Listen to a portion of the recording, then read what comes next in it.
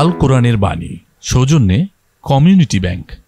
আউযু বিল্লাহি মিনাশ শাইতানির রাজীম। বিসমিল্লাহির রাহমানির রাহিম। ইয়া আইয়ুহাল ইনসানু মা গররাকা বিরাব্বিকাল কারীম الذي خلقك فسواك فعدلك في أي صورة ما شاء ركبك كلا بل تكذبون بالدين وإن عليكم لحافظين كراما كاتبين يعلمون ما تفعلون إن الأبرار لفي نعيم وإن الفجار لفي جحيم يصلونها يوم الدين وما هم عنها بغائبين وما أدراك ما يوم الدين ثم ما أدراك ما يوم الدين يوم لا تملك نفس لنفس شيئا والأمر يومئذ لله صدق الله العظيم। কমিউনিটি ব্যাংক, সবার ব্যাংক। আসসালামু আলাইকুম রহমতুল্লাহি ওয়া বারাকাতুহু। বিসমিল্লাহ ওয়াসসালাতু ওয়াসসালামু আলা রাসূলিল্লাহ ওয়া বা'দ। সূরাতুল ইনফিতারের তেলাওয়াত আমরা শুনলাম 6 থেকে 19তম আয়াত পর্যন্ত। ভয়াবহভাবে কঠিন একটি সূরা। আল ইনফিতার মানে সব কিছু বার্স্ট হয়ে যাবে, সব কিছু চূর্ণ বিচূর্ণ হয়ে যাবে, এমন একটি সূরা। আমরা আমাদের এই প্রিয় কারির কণ্ঠে আমরা শুনলাম 6 থেকে 19তম আয়াতে, যেখানে আল্লাহ সুবহানাহু ওয়া তাআলা মানব জাতির দৃষ্টি আকর্ষণ করেছেন। আল্লাহ সুবহানাহু বলেছেন, ভাইয়েরা বোনেরা, আপনারা অনুগ্রহ করে কোরআন খুলুন, এই আয়াতগুলো পড়েন। আপনাদের কথা আল্লাহ তাআলা বলেছেন, আপনাদেরকে তিনি সতর্ক করছেন, ইয়া আইয়ুহাল ইনসান, হে মানুষ, এভরি ইন্ডিভিজুয়াল, মা গাররাকা বিরাব্বিকাল কারীম, তোমার কারীম রব সম্পর্কে কে তোমাকে উদাসীন করলো, কে তোমাকে ধোকায় ফেললো? তোমার কারীম রব। কারীম মানে কি?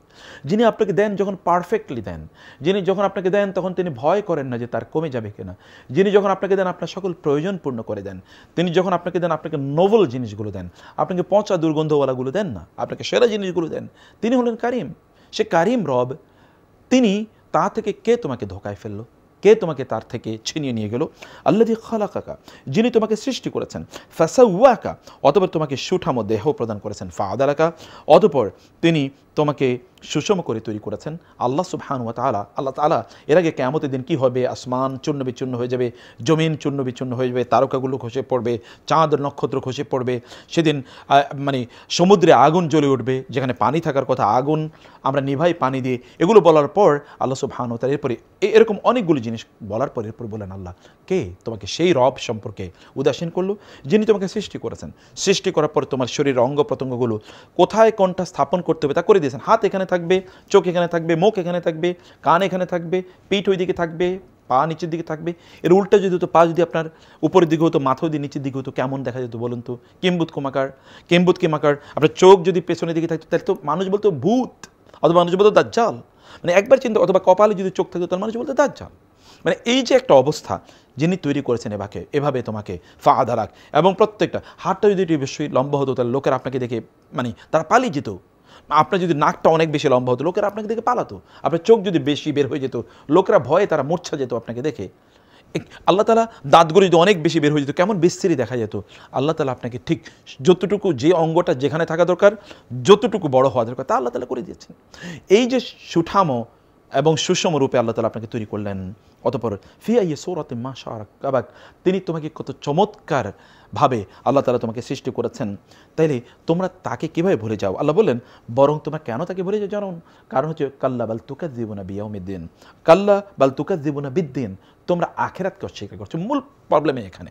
এবং আজকের এই গোটা পৃথিবীর সকল আয়োজন কিন্তু আখিরাতকে ভুলিয়ে দেওয়ার জন্য।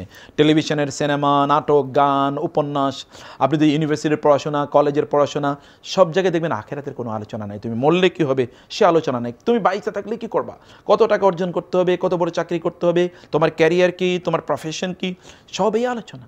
তুমি বিজনেস করলে কী করবা, মার্কেটিং করতে হবে, অ্যাডভার্টাইজিং করতে হবে, ব্যাস। ম্যানেজমেন্ট কি, লিডারশিপ কি, কীভাবে রাষ্ট্র পরিচালনা করতে হবে, ব্যাস। হ্যাঁ, এগুলো কি দরকারি না? অবশ্যই দরকারি। কিন্তু আপনি what will happen after your death, আপনার মৃত্যুর পরে কী হবে সে আলোচনা কি কোথাও আছে? না। আল্লাহ তাআলা বলছেন এগুলো সম্পর্কে উদাসীন কে আমাদেরকে করে দিল? এগুলো আল্লাহ বলছেন মূলত উদাসীন, তার কারণ হচ্ছে আমরা আখিরাতকে ভুলে গিয়েছি। এবং আল্লাহ বললেন তোমরা যা করছো সব কিছু কিন্তু ইন্না আলাইকুম লাহাফিজুন, আমি কিন্তু তোমাদের জন্য এরকম সংরক্ষক রেখে দিয়েছি যারা তোমাদের সকল কাজগুলো লিখে রাখেন। তো হচ্ছে কেরামান কাতিবিন, এই সম্মানিত লেখকগণ, তারা জানেন তোমরা যা করছো। ইন্নাল আবরার লাফি নাঈম, কিন্তু যারা দিন পুণ্যবান জীবন যাপন করবে তারা নেয়ামতপূর্ণ জান্নাতে তারা থাকবে।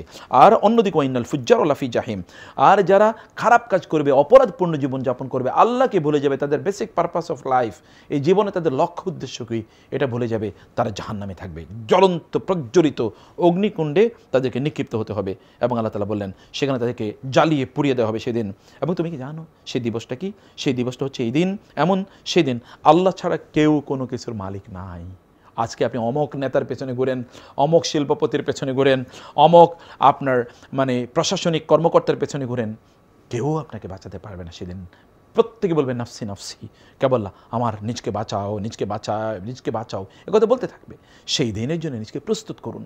আপনার এই সুঠামো দেহ যিনি দিয়েছেন, যিনি আপনাকে সৃষ্টি করেছেন, তাকে ভুলে যায়েন না। এটা আপনার নিজকে ভুলে যাওয়া, এটা আপনার নিজের ক্ষতি করা, আপনার নিজকে ধ্বংসের মুখে নিমজ্জিত করা। প্রিয় ভাইরা বোনেরা, এই আয়াতগুলো এই ডাক আমাদেরকে দিয়ে যায় যে তোমরা কেবল দুনিয়ায় নিমজ্জিত হয়ে থেকো না, তোমাদের আখিরাতের কথা চিন্তা করো, তোমাদের অনন্ত জীবনের কথা চিন্তা করো। আল্লাহ তাআলা যেন অনন্ত জীবনের জন্য আমরা প্রস্তুতি নিতে পারি সেই তৌফিক দান করুন। আল্লাহুম্মা আমিন। আসসালামু আলাইকুম ওয়া রাহমাতুল্লাহি ওয়া বারাকাতুহু।